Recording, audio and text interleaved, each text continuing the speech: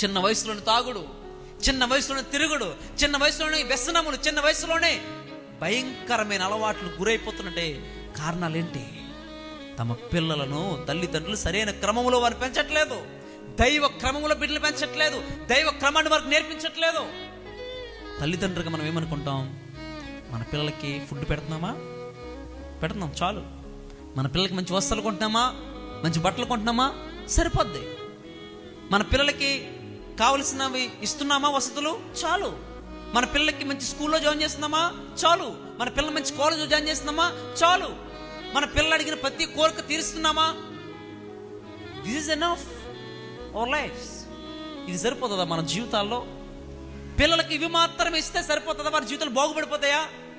బాగుపడవు.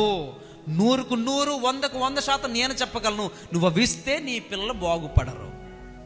దీనికంటే శ్రేష్టమైనది నీ దేవుణ్ణి నీ బిడ్డలకి ఇవ్వాలి. దేవునికి స్తోత్రం.